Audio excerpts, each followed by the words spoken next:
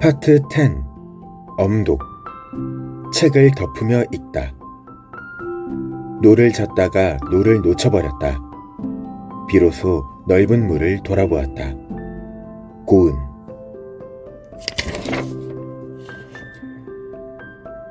엄독이란 책을 덮는 것이다. 그리고 책을 덮는다는 것은 두 가지를 의미한다. 하나는 읽는 행위를 초월하는 것이다. 이는 독서의 자기화를 추구하는 것으로 책을 덮고 난 후 생각을 하고 글을 쓰고 다른 사람에게 전하며 책과 세상을 연결하는 것 등을 말한다. 다른 하나는 읽는 행위에서 떠남을 의미한다. 이는 지속 가능한 독서를 추구하는 것으로 책을 덮고 여유를 갖고 휴식을 취하며 산책을 하고 잠을 자며 꿈을 꾸는 것이다.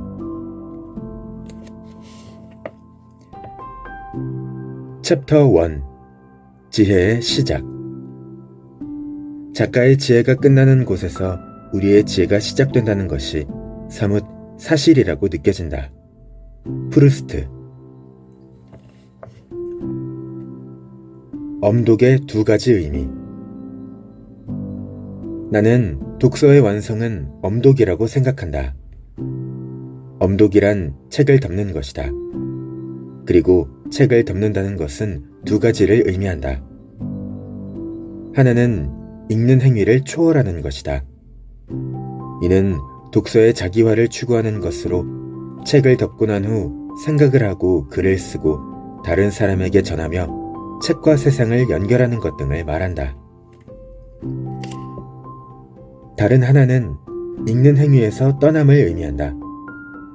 이는 지속 가능한 독서를 추구하는 것으로 책을 덮고 여유를 갖고 휴식을 취하며 산책을 하고 잠을 자며 꿈을 꾸는 것이다. 그렇다면 먼저 초월로서의 엄독에 대해서 자세히 알아보자. 우리는 책을 읽고 나면 10분 후부터 망각이 시작되어 하루가 지나면 읽은 내용의 70% 이상을 잊는다. 이 망각의 파도를 어떻게 막을 수 있을까? 사람들이 이구동성으로 이야기하는 것은 반복이다.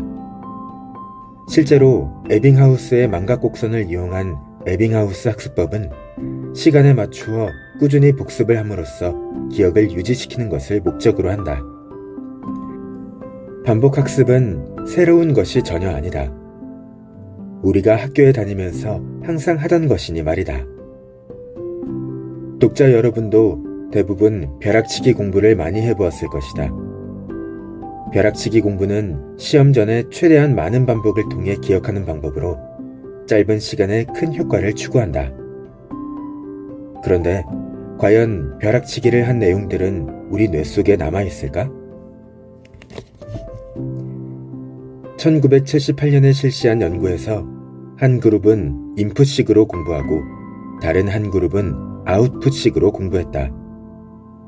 인풋식 공부는 벼락치기처럼 그냥 정보를 머릿속에 넣는 것이다. 읽기와 듣기가 여기에 속한다. 아웃풋식 공부는 의도적으로 머릿속에 있는 것을 밖으로 끄집어내는 것이다. 말하기와 쓰기가 아웃풋식 공부이다. 아웃풋식 공부는 책에 있는 내용으로 시험 문제를 만들어 쪽지 시험을 보는 것, 책을 덮고 암송을 하는 것, 책 내용을 요약하거나 글을 써보는 것, 관련 내용으로 토론을 하거나 발표를 하는 것 등을 포함한다. 다시 말해 아웃풋식 공부는 매우 고된 공부법이다. 시험 결과는 벼락치기 그룹이 더 좋았다. 시험만을 위해서라면 벼락치기 공부가 매우 효율적임을 알 수 있다. 그런데 시험이 끝나고 이틀 후 확인해 보았더니 벼락치기 그룹은 첫 시험에서 기억한 정보의 50%를 망각한 반면 아웃풋식 공부를 한 그룹은 13%만이 기억한 정보를 잊었다. 또 다른 실험을 보자. 다음에 나오는 단어들을 읽어보고 각 단어들이 진하게 적혀 있는지 아니면 연하게 적혀 있는지 생각해보자. 던지다, 망치, 반짝이다, 눈, 졸졸 흐르다, 달리다, 피, 돌, 생각하다, 자동차, 진드기, 사랑하다, 구름, 마시다, 보다, 책, 불, 뼈, 먹다, 잔디, 바다, 구르다, 철, 숨쉬다. 그 다음에는 단어를 읽으면서 각 단어가 명사인지 아닌지를 떠올려보라. 그 전보다 조금 더 어려워졌을 것이다. 그럼 이번에는 단어를 읽으면서 각 단어가 생물인지 아닌지를 판단하면서 읽어보라. 훨씬 더 깊게 생각해야 할 것이다. 세 그룹에게 각각의 방법으로 단어들을 읽어보라고 했을 때 단어들을 암기하는 수준은 어떤 차이가 있었을까? 생물, 무생물, 명사, 유무, 글씨체 순으로 단어를 많이 암기했다. 머리를 더 고생시킬수록 기억을 더 잘한 것이다. 네덜란드의 임상심리학자인 반 림베게는 두 그룹의 실험 참가자들에게 컴퓨터를 통해 까다로운 논리 퍼즐을 풀게 했다. 한 그룹은 논리 퍼즐을 풀 때 최대한 도움을 줄 수 있도록 프로그램이 된 소프트웨어를 사용했고, 다른 그룹은 어떠한 힌트도 주지 않는 소프트웨어를 사용했다. 처음에는 도움을 주는 소프트웨어로 퍼즐을 푸는 그룹이 승승장구했다. 하지만 실험을 계속하자 어느 순간부터 아무런 도움을 받지 않는 그룹의 성적이 상대적으로 좋아지기 시작했다. 림베게는 논리 퍼즐을 어렵게 푼 그룹은 처음에는 고전했지만 어느 순간 그렇지 않은 그룹보다 미리 계획과 전략을 짜는데 월등했다고 보고했다. 8개월 후 림베게는 다시 실험 참가자들을 불러서 약간 변형된 논리 퍼즐을 풀게 했다.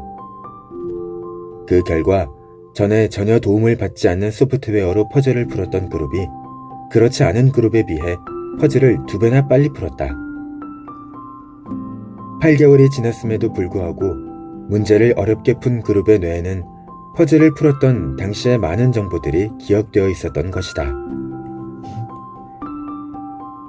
지금까지 열거된 3개의 실험을 보면 지옥으로 가는 길은 선 위로 포장되어 있다 라는 서양 속담이 생각난다. 책을 그저 반복적으로 읽고 문제 해결을 쉽게 했던 뇌는 기억이 제대로 보존되지 못했지만 책을 덮고 아웃풋식으로 학습하며 문제를 어렵게 해결한 뇌는 기억을 오랫동안 보관하고 있었다. 왜 이런 현상이 벌어지는 것일까? 왜 때로는 책을 덮어야 하는가? 헨리 구스타브 몰레이스는 9세 때 자전거 사고로 머리를 다쳤다. 간헐적으로 경련 증세를 보이던 그는 25세에 수술을 받고 증세가 상당히 완화되었다. 하지만 수술 도중 의사가 헨리의 해마 일부를 제거하는 실수를 했다. 처음에는 큰 문제가 없어 보였지만 며칠이 지나면서부터 헨리의 상태가 이상했다. 그는 바로 몇 분 전에 인사한 사람과 다시 마주칠 때마다 처음 보는 사람인 것처럼 인사를 했다. 그는 새로운 기억을 만들 수가 없었던 것이다. 그러나 놀랍게도 장기 기억력은 정상이어서 수술 전까지 겪었던 자신의 지난 삶은 모두 기억했다. 우리의 눈과 귀와 손으로 들어온 감각 정보들은 뇌간, 뇌줄기를 통해 시상으로 전달된다. 시상은 일종의 중개소로서 다양한 감각 정보들을 뇌의 각 부위에 전송하고 여기서 처리된 정보는 전 전두피질을 거쳐 단기 기억으로 저장된다. 하지만 이 과정에서 기억이 장기 기억으로 가기 위해서는 해마의 역할이 중요하다. 해마는 단기 기억을 항목별로 분류하여 뇌의 다양한 영역으로 전송한다. 예를 들어 감정과 관련된 기억은 편도체, 촉각과 움직임은 두정엽, 시각과 색상에 관한 기억은 후두엽에 저장시킨다.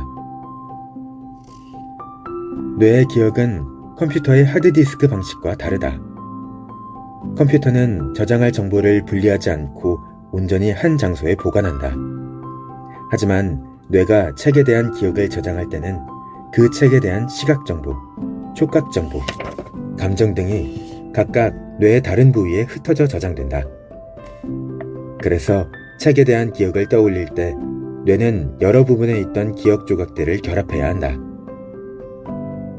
뇌에는 1초당 약 40회의 진동수를 가진 전기기파가 분포하는데 기억의 한 단편이 이 진동수로 진동하면서 뇌의 다른 부위에 저장되어 있는 기억을 자극한다. 다시 말해 각기 떨어져 있는 기억 조각이 같은 진동수를 공유하면서 하나의 기억으로 재결합하는 것이다. 여기에서 핵심은 단기 기억과 장기 기억의 차이점과 그 과정이다. 단기 기억은 전기적 신호 차원에서 기록되지만 장기 기억은 단백질 분자의 수준에서 기록된다. 다시 말해 장기 기억이 형성되었다는 것은 뇌의 가소성에 의해 뇌가 해부학적으로 변했다는 것을 뜻한다. 뇌가 물리적으로 변했기에 우리는 그 기억을 아무리 잊고 싶어도 잊을 수가 없다.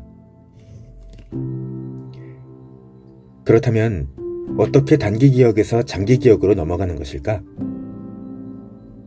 뇌는 근육과 비교하면 이해하기 쉽다. 헬스 트레이너들은 지도를 할 때 이미 근육의 힘을 다 썼는데도 불구하고 조금만 더, 하나 더를 외친다. 왜냐하면 근섬유가 찢어져 다시 회복될 때에야 비로소 밀양의 근섬유가 더 생기기 때문이다. 근육은 무리가 갈 정도의 어려운 과정을 거쳤을 때에만 생긴다. 뇌도 마찬가지다. 뇌는 내용을 반복적으로 계속 보는 행위를 그리 어려워하지 않는다. 단기 기억 속에 있는 것들을 다시 재확인하는 것뿐이다. 하지만 그 기억들을 다시 회상하는 것은 어렵다. 예를 들어 이 책을 반복적으로 읽는 것은 지겨울지는 몰라도 별로 어렵지는 않다.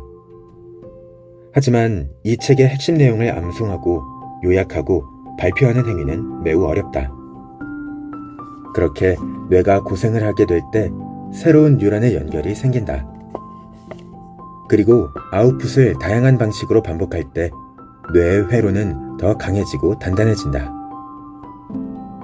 특히 단기간에 어떤 내용을 반복적으로 보는 벼락치기 공부법은 장기 기억을 만드는 측면에서는 최악의 방법에 가깝다. 뇌에는 기억과 관련하여 CREB 활성제라는 유전자가 있는데 이것은 뉴런 사이의 새로운 연결을 촉진하는 유전자로 장기 기억을 만든다. CREB 활성제가 결핍된 쥐는 장기 기억력을 거의 상실한다. 그런데 시험을 앞두고 벼락치기 공부를 하면 CREB 활성제가 매우 빠르게 소진된다. 당연히 기억의 장기화는 기대할 수가 없다. 여담이지만 기억을 회상하면서 뇌가 변한다는 사실은 흥미로운 결과를 낳게 된다. 왜냐하면 우리가 기억을 떠올릴 때마다 기억이 조금씩 변한다는 사실을 알려주기 때문이다. 조지 오웰의 1984에는 이런 내용이 있다. 실제로 일어난 방식이 아닌 원하는 방식대로 정말 일어난 것으로 기억하려면 기억을 재배열해야 한다. 그러기 위해 필요한 일은 자신의 기억을 상대로 끊임없이 승리를 거두는 것이다. 책의 내용처럼 기억을 왜곡하기 위해서는 승리를 쟁취해야 할 정도로 호전적이지 않아도 된다. 그저 기억을 떠올리기만 하면 된다. 그때마다 기억의 조각들은 조금씩 재배열된다. 또한 장기 기억에는 사실 사건 같은 단순한 내용들만 있는 것이 아니다.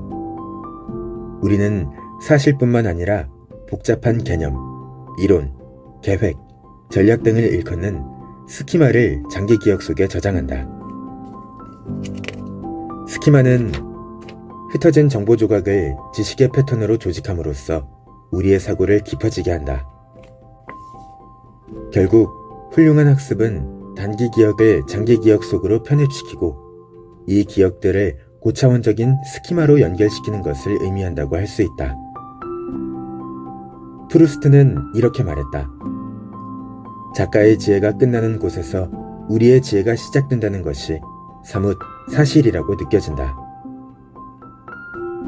책을 덮고 책을 자기화하는 험난한 길. 암송하기, 글쓰기, 시험 보기, 발표하기, 토론하기 등을 걸을 때 우리의 지혜는 비로소 시작될 것이다.